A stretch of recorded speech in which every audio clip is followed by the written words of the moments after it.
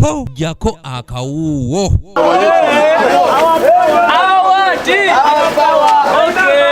Abatuuze ku kyalo Katalemwa zone mu ggombolola y'Egombe mu disitulikiti y'e Wakiso bafunyemu ekiyongobero mutuuze munnaabwe enju ye bwekutta omuliro ebintu bya bukadde ne bisirikiramu.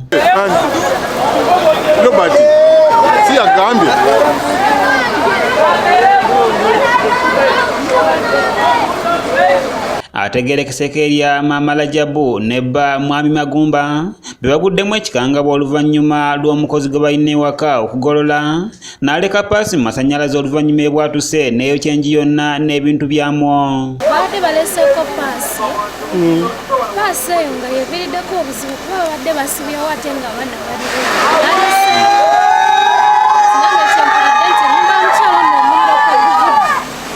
Paasi y'amasannyalaze nekwata okutuuka wendesa kuba batandise okutukulira nti eyidde zibadde saawa 12 n'eddakiika ezigwamu.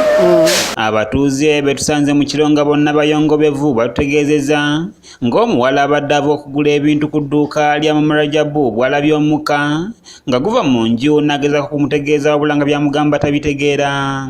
Badde nvaagula kaseera kati mu kulaba ennyumba ng'ekwata n'enkola ki n'emuyita Maama Rajabu ennyumba ekola ki ekwata naye nga tantegeera ki kyemugamba nga tantegeera ye alya kale nga tabitegeera nengenda nempita anti ennyumba ekola ki ejja nga naye anti tabitegeera naye olugenzo okujja nentandika okuba endulu nenzigula geti abantu ne batandika okujja. Nanga mune embuze ne ennyumba ya mulwana wafu wali ekutta omuliro anaza nti kusaaga kali nenkoma waka nentulaawo mbadde nakatulaawo nga ndaba fire brigade nenzija nga nange ngoberera. Mukyala Eva atutegeezezza nga bwe yawulidde ekintu nga kibwatuka kyokka bagenza okutuuka nga mpaawo kye basobola kutaasa. Tuwulidde ekibwatuka tugenza okutunula bwe tuti nga tulaba omuliro naye wadde omwana ava okugula obuseera ku dduuka wali emiryango yagambye yayise nannyini nnyumba nti ennyumba ejja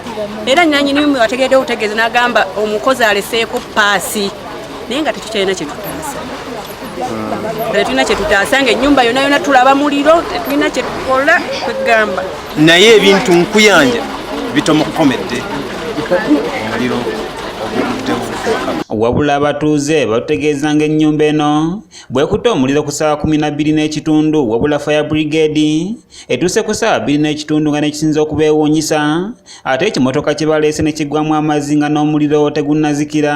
Nga gwakutedda nga tolinawo okutandikira ng'eddiro lyonna liweddewo abantu bagenza okujja okuyitaayita nti bannanga omuliro ng'eddiro lyonna liweddewo nga tolinawo okutandikira.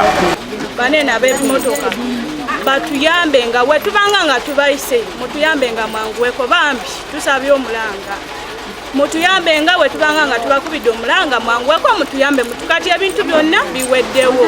David Wambuga ng'ono nno omwogezi w'olukiiko lw'ekyalo ategeeza ng'ekikangabwa kino ekigudde ku kyalo kyabwe bwe kitabanga weera n'asaba abatuuze buli alina ky'alina okukireeta basobola okuzzaawo ennyumba ya mutuuze munnaabwe. Ekikangabwa ekigudde ku kyalo kyaffe tekituukangako era tukubira abantu bonna bekikwatako omulanga basobole okuddukirira amaka gano kubanga bintu byonna bitokomoka ebintu mu muliro tetumanyi kivudde ku muliro naye nsuubira poliisi ejja kukola ogwayo okunoonyereza kiki ekivudde kuki naye nga mu byonna amaka gonna gaweddewo tukubira bekikwatako bonna basobole okubeera nti baddukirira amaka gano. Ajje Samuel yakusakidde eggulire erina okulwa ABS television. Kyekituufu kyeka paasi kuba omukyala kyalaja nnyo omukozi aleseeko paasi mukazi aleseeko paasi aleka yadde yamulabye nti abadde agolola